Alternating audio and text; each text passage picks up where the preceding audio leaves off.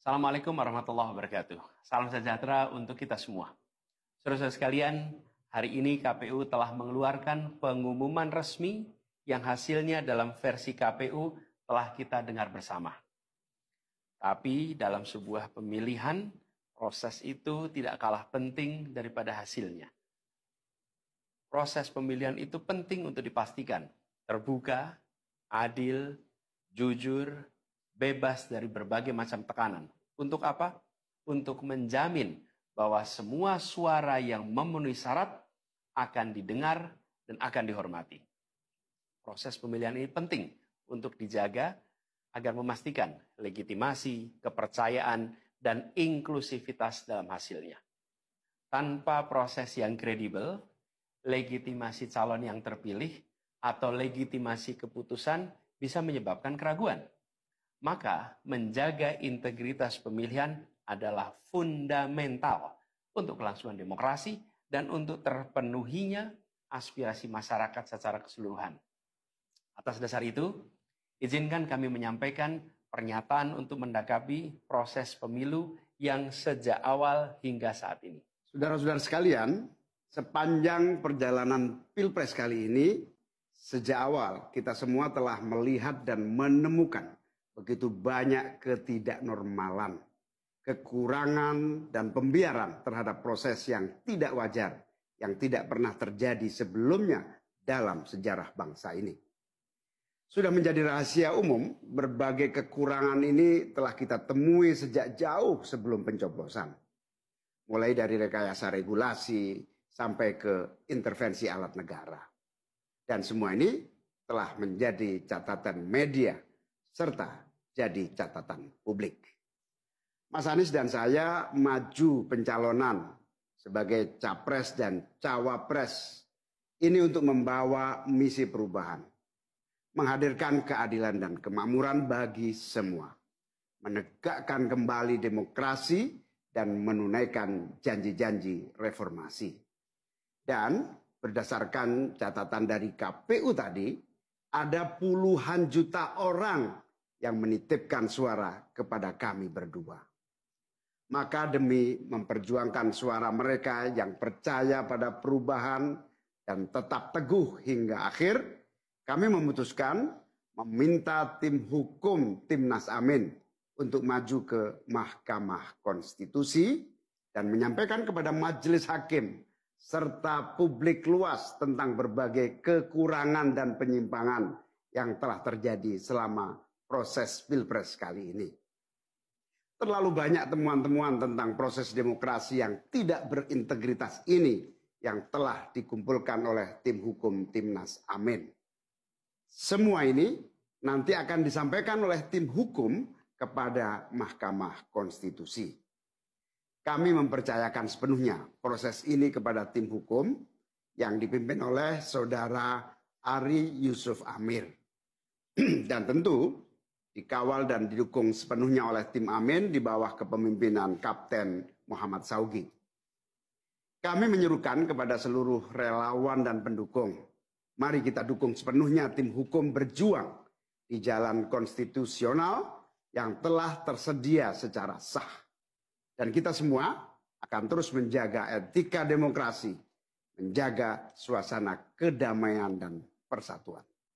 Saudara-saudara sekalian, kepemimpinan yang lahir dari proses yang ternodai dengan penyimpangan, dengan kecurangan, akan menghasilkan rejim yang outputnya nanti, keluarannya nanti adalah kebijakan-kebijakan yang penuh dengan ketidakadilan. Dan ini yang tidak ingin kita temui di Indonesia. Kita tidak ingin ini terjadi. Dalam prinsip negara demokrasi modern, ketika melihat ketidaknormalan, ketika melihat penyimpangan demokrasi, maka langkah yang dilakukan bukanlah marah-marah lalu melakukan agitasi kepada publik. Tapi langkah yang dilakukan adalah mengumpulkan semua sinyalemen, semua bukti-bukti untuk kemudian nanti dibawa ke depan hakim, ke depan Mahkamah Konstitusi. Ini ciri pribadi, ciri organisasi, dan ciri negara yang modern, yang matang, yang beradab. Karena itu sejak awal kami katakan, kami tidak akan gegabah Walaupun kami merasakan sejak masa kampanye sampai pemilihan terlalu banyak ketidaknormalan, penyimpangan yang kami alami. Tapi kami memilih untuk mengumpulkan itu semua secara hati-hati, melakukan validasi, memastikan akurat. Kenapa? Karena kita ingin negeri ini, negara tercinta kita ini terus maju makin matang dalam berdemokrasi, makin matang dalam bernegara. Dan ini kita kerjakan dengan keseriusan. Kita tidak ingin proses demokrasi yang terjadi membuat kita mundur mendekati masa prareformasi. Karena itulah kita menjaga semua proses ini secara baik, secara tertib. Walaupun itu semua kita lakukan, akan ada saja yang berusaha merendahkan usaha konstitusional ini. Ada saja yang nanti akan mendegradasi usaha konstitusional ini. Seakan ini adalah sikap penyangkalan dan tidak mau menerima kekalahan. Izinkan kami tegaskan di sini. Kami tidak ingin membiarkan penyimpangan atas demokrasi itu berlalu tak ditantang. Kami tidak ingin penyimpangan itu berlalu tanpa catatan. Kami tidak ingin ini menjadi presiden yang buruk bagi generasi-generasi yang akan datang. Biarlah cukup berhenti sampai di sini. Jangan ada pembiaran. Bila penyimpangan, pelanggaran dibiarkan, dia menjadi kebiasaan. Bila kebiasaan dibiarkan, dia menjadi budaya. Kita tidak ingin budaya demokrasi kita penuh dengan ketidaknormalan. Kita ingin mengembalikan demokrasi kita menjadi demokrasi yang penuh dengan kewarasan. Demokrasi yang mengedepankan adab. Ini yang harus kita kerjakan. Karena itulah kenapa kita memilih jalur ini. Karena kita ingin agar pengalaman ini nantinya tidak menular. Tidak menular kemana? Ke pemilihan-pemilihan berikutnya. Baik pilpres, nanti akan ada ratusan pilkada, akan ada pileg tingkat 1, tingkat 2, yang tidak boleh mengalami yang pernah kita saksikan sama-sama.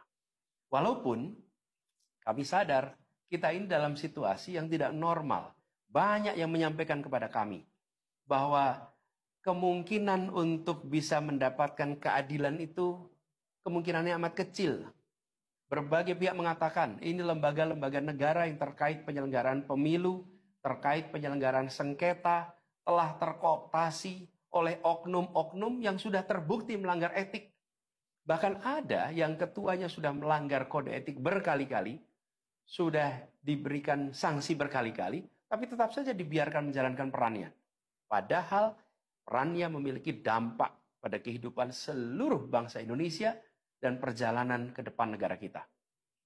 Meskipun kita dengar itu semua, meskipun kita saksikan ketidaknormalan itu, tapi kami tetap memilih berada pada jalan dan jalur konstitusi.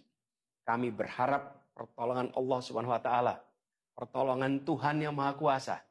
Semoga Allah bukakan, Allah teguhkan hati para hakim konstitusi itu untuk mereka bisa imparsial, untuk mereka memiliki keberanian, untuk mereka mengambil keputusan yang adil, keputusan yang benar, keputusan yang nantinya akan mereka pertanggungjawabkan di hadapan Tuhan yang Maha Kuasa. Keputusan yang akan mereka pertanggungjawabkan di hadapan sejarah perjalanan bangsa Indonesia, yang akan dipertanggungjawabkan di depan anak cucu mereka di kemudian hari. Ini adalah harapan kita, dan kami yakin insya Allah mereka akan bisa menjalankan apa yang menjadi harapan dari kita semua. Mari kita terus jalankan perjuangan ini dengan menjunjung tinggi etika, menjaga kedamaian dan persatuan. Kita dukung langkah tim hukum, dan kita biarkan segala temuan itu nantinya disampaikan dan menjadi rekam sejarah yang tercatat secara resmi dalam lembaran risalah-risalah Mahkamah Konstitusi Republik Indonesia. Ini biar menjadi catatan, biar catatan pengingat, catatan yang penting bagi perjalanan Republik ini, perjalanan bangsa ini di masa yang akan datang. Seperti saya katakan tadi, jangan sampai ini berulang lagi. Dan izinkan kami mengakhiri dengan menyampaikan terima kasih. Kami sampaikan terima kasih kepada semua yang telah bekerja keras, kepada seluruh tim yang telah bekerja sepenuh hati, dengan luar biasa hingga tuntas, dan kepada seluruh pendukung, seluruh simpatisan yang tak henti menguatkan kami